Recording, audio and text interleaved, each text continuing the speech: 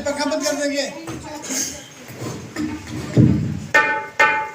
बोलिए सद्गुरुदेव भगवान की जय।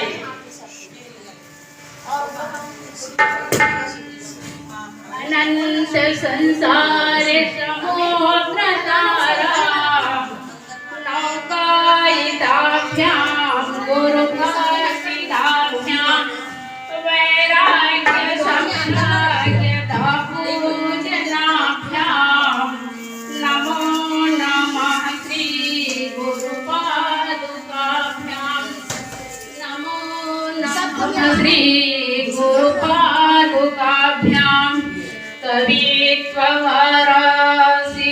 भागवत महापुराण आता है। भागवत से पहले शिव महापुराण की रचना हुई और ये शिव महापुराण जो कि पहले ना भगवान शंकर भोलेनाथ ने 1 करोड़ में पुराण कथा कही थी।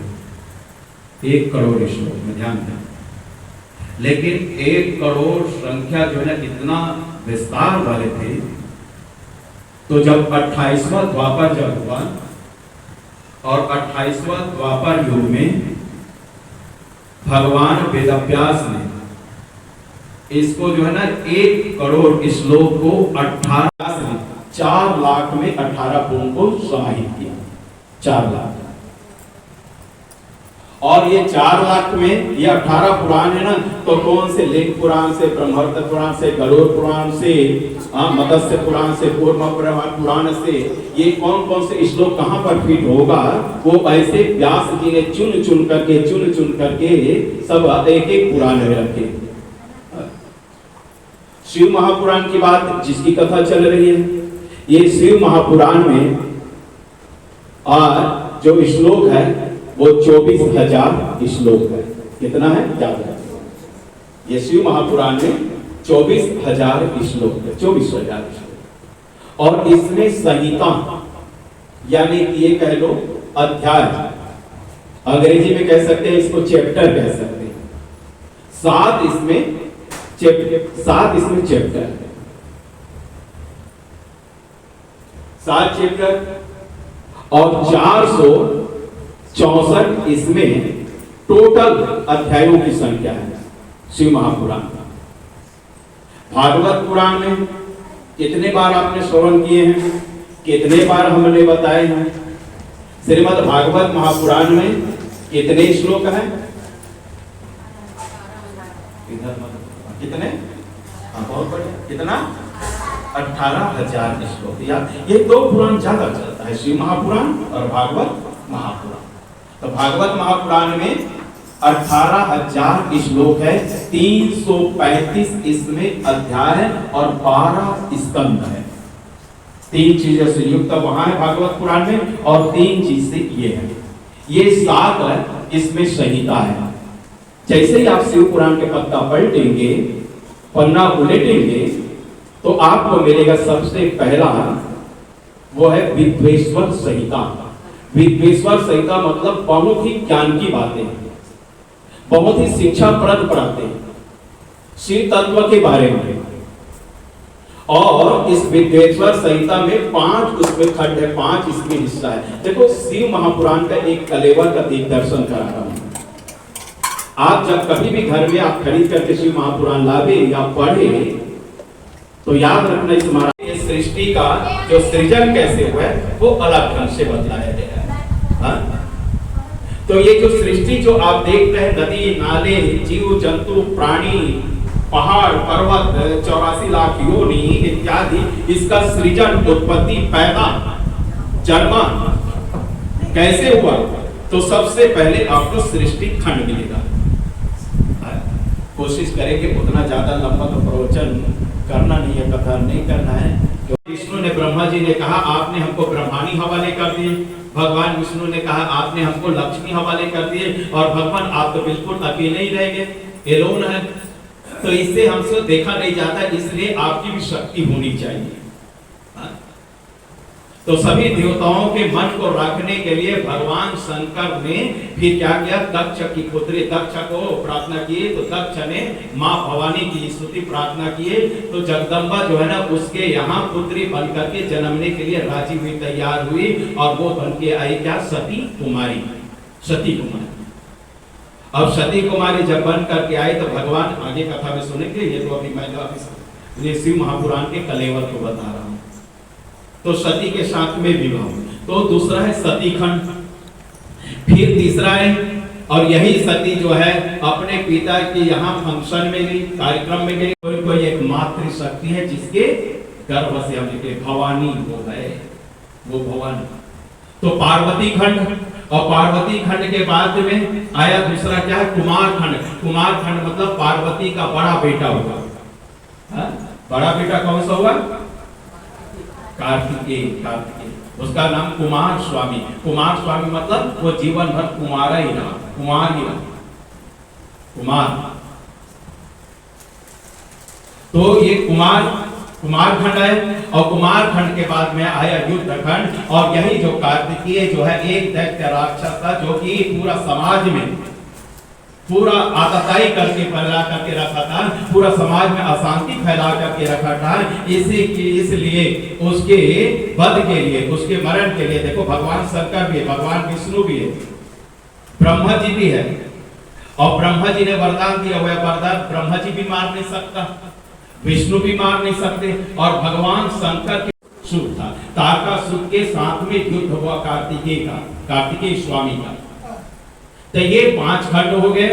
तो पहला मैंने अध्याय का नाम बताया था, क्या है? तो वो है विद्वेश्वर संहिता, दूसरा जो है वो रुद्र संहिता, तीसरा है शतरुद्र संहिता, चौथा है कोटि रुद्र संहिता, और 5वां है उसके बाद उमा संहिता, और 6वां है कैलाश संहिता, और 7वां है वायव्य संहिता। ये पूरा शिव महापुराण, इसी में 7 खंड में पूरी सारी कहानी कथा। तो ये शिव महापुराण की कथा।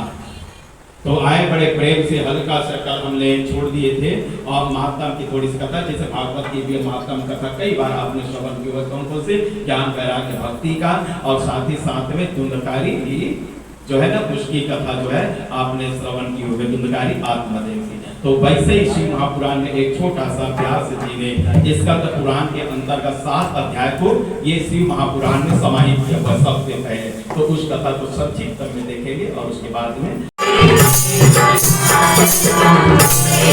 हर हर महादेव शंभो काशी विश्वनाथ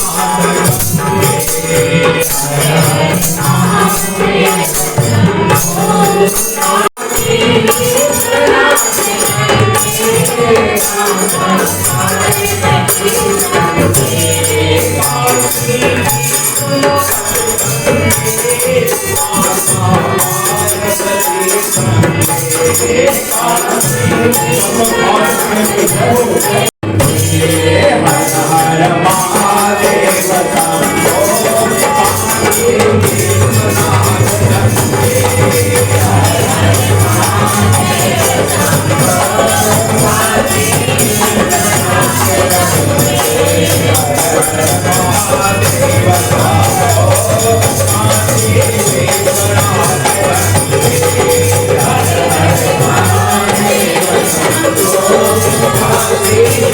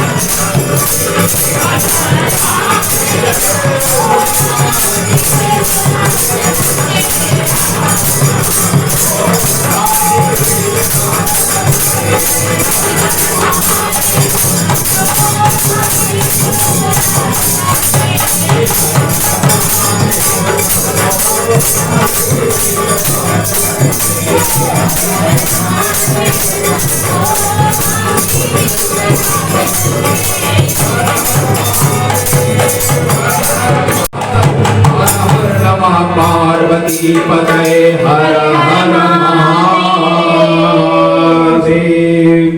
आद्यंत मंगलम जाति समान भावम आर्यम तमीसम जरा मरण आत्मदेवम पंचाननम प्रबल पंच विनोद सेनम। बिल्कुल अनाड़ी रहते हैं, अविद्या रहते हैं, अनभिज्ञ रहते हैं शब्द से, लेकिन जब पढ़ता है तो आखिरी में जाकर के 52 अक्षर का 52वां नंबर का कौन सा है? अक्षा, त्रा और ज्ञा। क्या मतलब क्या? ज्ञानी। ज्ञानी मतलब क्या? समझदार। ये शिव महापुराण।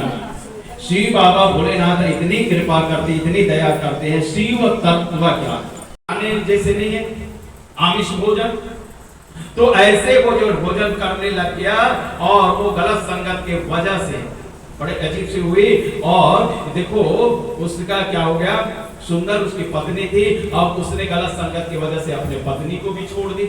उसके माता पिता ने सुधार हो जावे ऐसे सोचकर का विवाह किया, और उसने जो है ना एक गलत जो है ना वेश्या उसके संग में हो गया। अब उसका नाम था शोभावती। शोभावती और शोभावती अब वो तो जो थे उसको तो केवल एक कहना चाहिए, वो तो केवल पैसे की भूख थी, उसको और कुछ नहीं चाहिए। वो मेरे को अच्छे अच्छे आभूषण दे, श्रृंगार की वस्तुएं दे, अच्छे अच्छे प्रकार के वस्त्र दे, सूट दे, कपड़े दे, मेरी जो है ना मन इच्छित जो है ना वो सारी इच्छा को वे पूरी करने वाले हो। ऐसे वो शोभावती का डिमांड जो है, मांग जो है वो बढ़ते चले जाए, मांग उसका होते चले जाए। और ये मांग को पूरी करते करते ये जो है बेचारा जो है ना बड़े परेशान हो गए। और बड़े परेशान हो गए तो जो है ना देखो एक समय ऐसे आया कि इसने अपने माता पिता को भी खत्म कर दिया, मर्डर कर। ज्यादा अगर खाना खा लो, बहुत ज्यादा खाना खा लो तो खाना में गाना अच्छा नहीं लगता। बहुत ज्यादा खाना खा लिया जावे तो खाने के बाद में जाता है, भोजन के बाद में शयन याद आती है, भजन याद नहीं आती।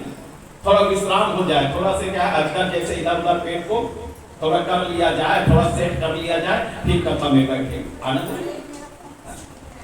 तो ये जो ना देखो इसीलिए कहते हैं यहाँ शिव महापुराण के इसमें आखिरी में महात्मा में ये भी बताया वक्ता को कैसे होना चाहिए, श्रोता को कैसे होना चाहिए, क्या इसका रूल रेगुलेशन है, क्या इसका विधि विधान है, क्या संविधान है, कैसे सुनना चाहिए, कैसे सुनना चाहिए, वक्ता को कैसे बैठना चाहिए, किस तरह मुंह होना चाहिए, श्रोता को किस प्रकार से बोलना चाहिए, क्या खाना चाहिए, क्या नहीं खाना चाहिए, वो सारी बात बता तक से वो कथा श्रवण तक करता रहा। श्रवण का महीना श्रावण तक शिव महापुराण की कथा श्रवण किया।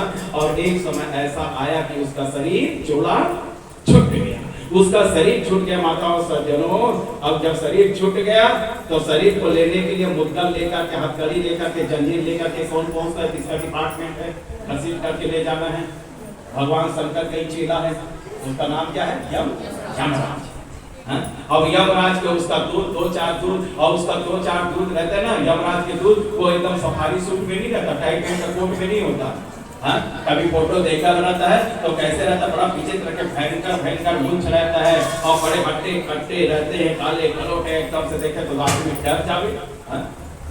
और इसी वजह से ना उसको देख करके आदमी जो ना, या गरुड़ पुराण में ये कहते हैं आदमी को दिखता नहीं है, लेकिन आखिरी समय में जब मृत्यु के बिल्कुल करीब करीब जब पहुंच जाता है, एक दिन पहले 2-4 घंटा पहले उसको यमराज जो है दिखने लगता है, और दिखने लगता है तो उसकी आंख में आंसू आने लगता है, और आंख में आंसू आता है, रोता रहता है। कहते हैं पापा पापा मैं इधर हूँ, देखना देखना। बहू कहते पापा मैं इधर हूँ, देखना देखना कहते हैं, लेकिन वो बार बार बेटा को नहीं देखता, बहू को नहीं देखता, वो खिड़की के तरफ देखता है। उधर तो कुछ नहीं है, कुछ नहीं है, तुमको कुछ नहीं दिख रहा है, लेकिन उसको हथकड़ी दिख रहा है, उसको मुद्गर दिख रहा है, उसका मूंछ दिख रहा है। वो देख रहा है कि अब बेटा मैं तेरे को दबोचूंगा। वो रोता रहता है। इसीलिए कहते हैं शास्त्र में, ये व्यक्ति जो जीव जो इस संसार से जब जाता है तो केवल छटपटाते हुए और केवल हाथ मलते हुए पछताते हुए जाता है।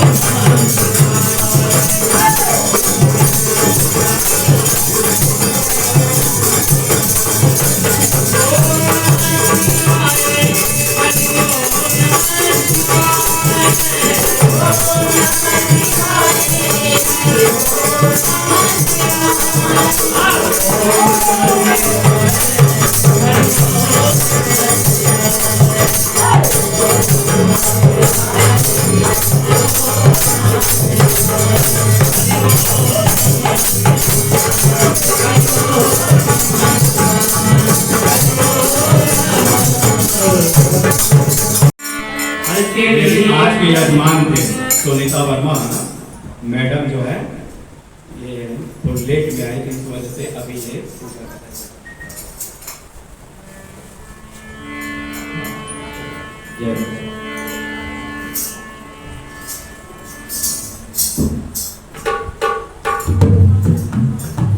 सब आज के यजमान है। तो पितरों के नाम से मैंने बार बार कहा है, अवसर मत चुकना, केवल कथा सुनना और जो कुछ भी प्रसाद दे, प्रसाद को लेकर के खांक मारते हुए और अपने पल्लू झाड़ते हुए आप सब लोग धर्मा सत्संग की गंगा बह जाए, चाहे जो गंगा बह जाए, चाहे जो कोई न आए, सत्संग की गंगा बह जाए। ब्रह्मा नहाए विष्णु नहाए, ब्रह्मा नहाए विष्णु नहाए, ब्रह्मा नहाए विष्णु नहाए, ब्रह्मा नहाए नहाए, सब लोग बजाए जाए, हमारे सत्संग की गंगा बह जाए, सत्संग की गंगा बह जाए। ध्रुव नहाए प्रहलाद नहाए, ध्रुव नहाए प्रहलाद, ध्रुव नहाए नारद नहाए, बीना बजाए जाए, नारद नहाए बीना बजाए जाए,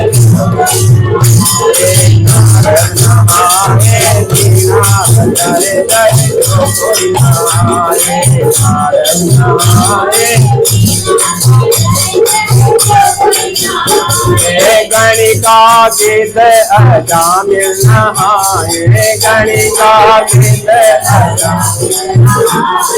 गणिका गीत अजामिल नहाए, गणिका गीत वे सबरी नहाए फिर खिलाए जाए जो कोई नहाए सबरी नहाए खिलाए जाए जो कोई नहाए सबरी नहाए फिर खिलाए जाए जो कोई नहाए सबरी नहाए फिर नहाए सबरी कथा गई जाए जो कोई नहाए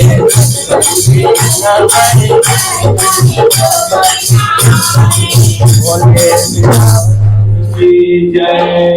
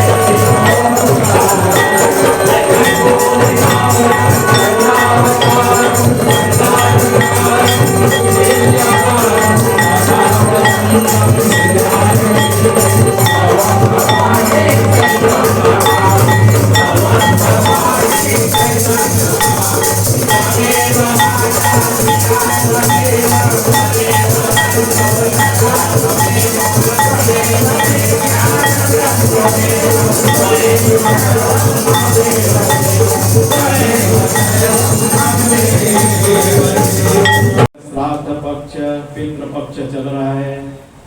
भोले बाबा की कृपा से शिव महापुराण की कथा श्रवण करने के लिए कथा स्थल शिव दरबार में बैठे हुए हैं। शरीर बिल्कुल शांत, मन बिल्कुल एकाग्र, सूर्य सोने लीन होने जाया गया और इस समय हम कथा श्रवण किए। बहुत अच्छा अनुभूति हो रही है। आप बड़े प्रेम से भगवान शंकर का वो तीसरा नेत्र जहाँ पर आप बिंदु टीका तिलक लगाते हैं, गौर से देखते जाए देखते जाएं, मन बिल्कुल शांत। मैं शिव स्वरूप हूँ, असंगोहम पुनः पुनः, सच्चिदानंद स्वरूपोहम, अहमेवाहम अव्ययः। मैं अव्यय स्वरूप हूँ, मैं सच्चिदानंद स्वरूप हूँ, वही शिव स्वरूप।